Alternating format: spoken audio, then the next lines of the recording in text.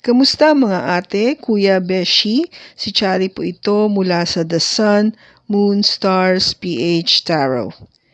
Ipapaalam ko lang po na ito po ay isang general read o pangkahalatang pagbabasa at maaring hindi lahat ay magtugma sa inyong sitwasyon.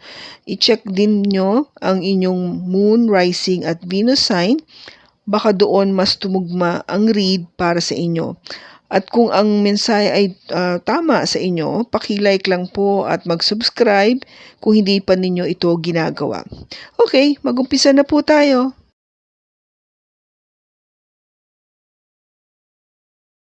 Hello po mga ate, kuya, beshies. Kamusta na po kayo? Andito po ako si Chari para gumawa ng another reading, and this is for the sign of Scorpio, Sun, Moon, Rising, and Venus. Siyempre po, welcome po yung cross-watchers ni Scorpio at yung mga bago po nating mga viewers. Okay, tignan po natin ngayon kung ano yung ang palatandaan ng kinabukasan para sa iyo, Scorpio, at sa person mo.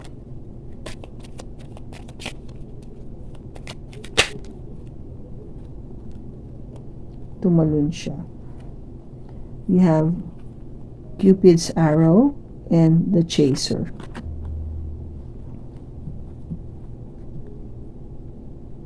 Okay, so Cupid's arrow, of course, have faith. Ito yung something to do that love is coming. No, kung gaba parang merong surprise na invitation ka matatanggap, or maybe a meeting, no, with another person na medyo parang umpisa hindi ka pa sure, no? Medyo may konting hesitation. And the chaser is, of course, yung nagiging parang habol ng habol, di ba? Chaser is yung humahabol. Habol ng habol sa'yo. Yung tipong hindi siya maka-move on kung wala ka sa buhay niya. So that is, kung gaba parang the sign. Yung tipong maybe you will be receiving or maybe meeting a new person, no? And yung ex mo, this is more of the ex, kasi habol pa rin siya na habol sa'yo. Kung gaba hindi siya makalet go sa'yo. Okay? So, tingnan natin kung ano yung message sa tarot. Kasi ito yung tipong mangyayari. Eventually, yung makakamit ka ng new one, a new person, a new love, yung ex mo hindi ka pa rin ma-let go. Okay, so we have the Emperor, the Six of Cups, the King of Pentacles, the Ace of Swords, and the Knight of Wands. Bottom niya is the Eight of Cups.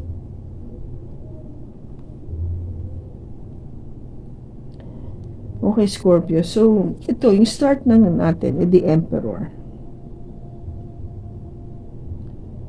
Ito kasi is somebody na talagang sabihin na natin na who is really a leader, no? Isa siyang namumuno.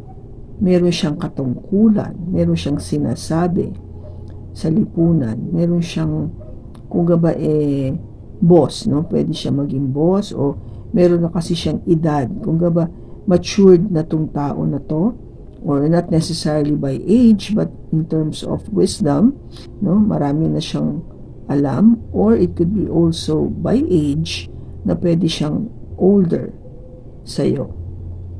Okay, so this is somebody na talagang tinitingala ng marami kasi sa kanyang kaalaman, sa kanyang eksperyensya, sa kanyang leadership quality, and of course yung kanyang stability pagdating sa kanyang kaperahan. Okay?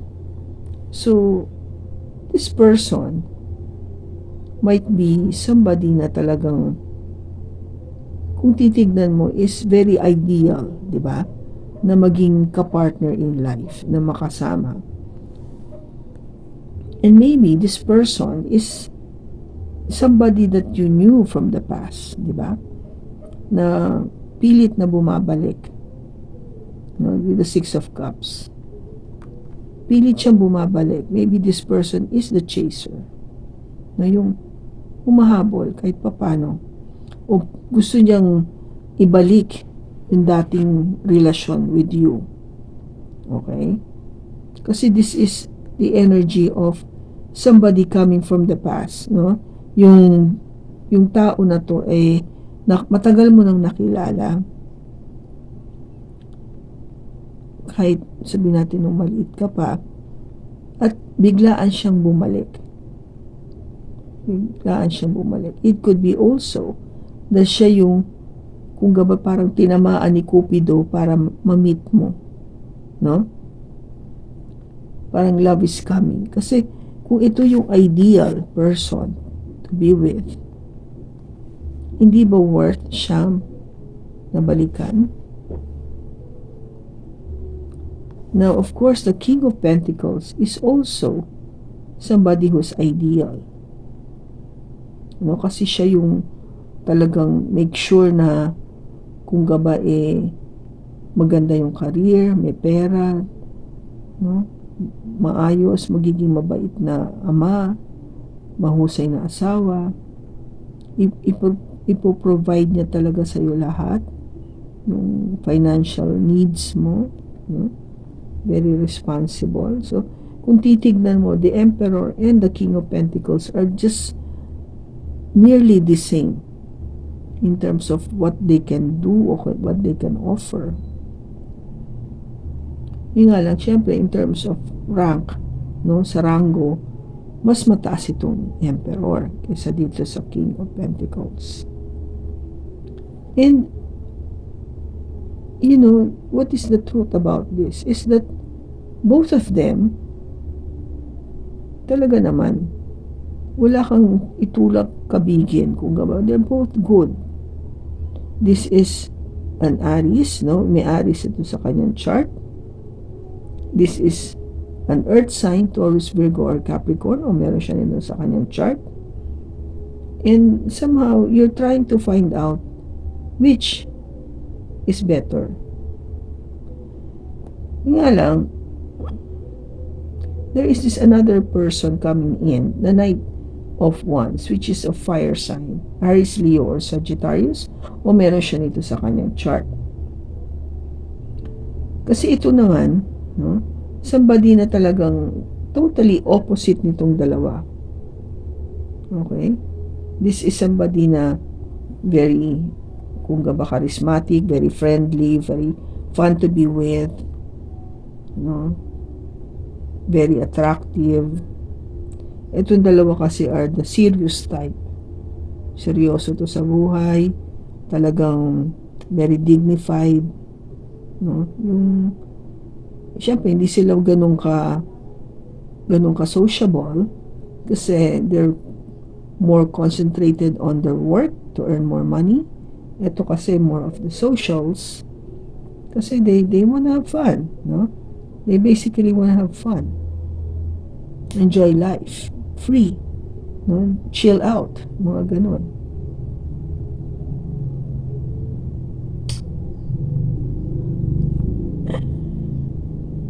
Now, with the Eight of Cups, meron kasing umalis, somebody walk away, somebody left, or maybe you are searching for something, you're searching for the truth, no?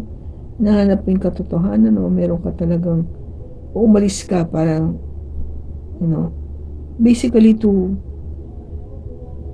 chase someone. Kasi ito yung chaser, this part is really, kung gaba parang questionable. Who is chasing who? Diba? Yun ang tanong dun eh. Kasi kung titignan mo, these two are okay. This one is not so okay. But who's the one chasing who? Diba, Scorpio? You wanted to find out the truth. You know, you've been trying to find out the truth. from this person who is basically coming back into your life. And yet at the same time, merong kang mamimit na someone that would, yung ko ba parang surprisingly na ano mo siya, nakilala mo siya. Kung ba parang medyo hindi ka pa nga sure. Kasi nga, maybe hindi ka ready pa at that time na nakilala mo siya, o parang out of the blue, nakilala mo siya. Pwede, di ba? Na hindi mo akalain na magiging ganun yung dating niya. Maybe it did surprise you. Okay, but the thing is, somebody is still searching or trying to, kung ba, chase you, parang ibalik ka. No? Kasi medyo may pag-codependent ito sa iyo eh. Parang sabi ko kasi, di ba, nung umpisa, hindi kompleto yung buhay niya kung wala ka sa buhay niya. Yung nakadikit siya palagi, kailangan nakadikit siya palagi sa iyo. Ayaw niya naiiwanan siya mag-isa, o ayaw niya na mawala ka sa piling niya. Kaya ang tendency niya is humabol lang humabol. Okay? Now, this is really a bit difficult kasi medyo even I am questioning bakit ganun yung cards na lumalabas, no? If you are searching for that person, samantalang may dumating naman, no? May dumating, may parating na tao from the past that is more, kung ba, stable, and that's the truth, rather than the one you have now. Most likely the one chasing is this one, yung fire sign. Okay, and the Cupid's arrow, the person that you'll be meeting unexpectedly or surprisingly is either yung itong meron siyang Emperor energy or a King of Pentacles energy. Most likely an earth sign. Okay, o meron siyang Aries sa kanyang chart. Okay, so that is what I'm trying to tell you.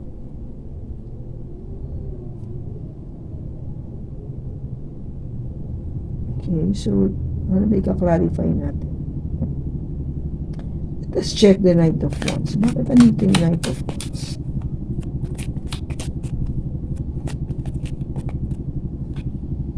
We have the Death, the Five of Swords, and the Four of Wands.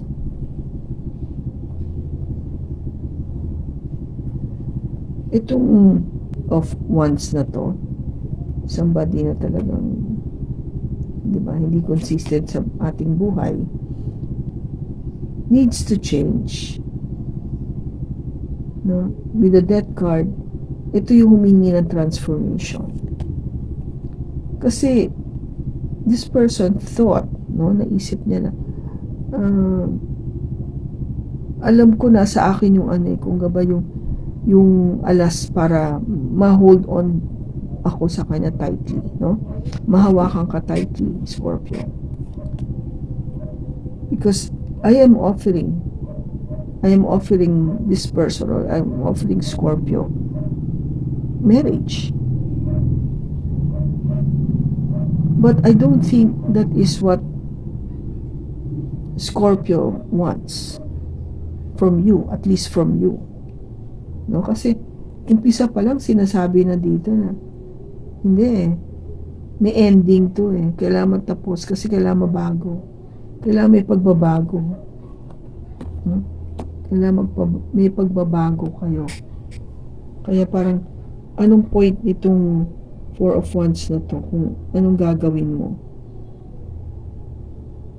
Do you think this proposal would be that attractive to Scorpio? I don't think so, kasi parang pinakikita dito na, hey, ito yung iba mong option. Somebody you didn't expect, surprisingly, to come back to your life. No? Hindi mo akalain. And this person na binibigay ng energy na to na babalik, is far more better than this one. Tandaan mo, this is an emperor, this is a king. Ano to? Knight lang. So, kung gaba parang ito talagang ganun eh. Ito, okay. Diba?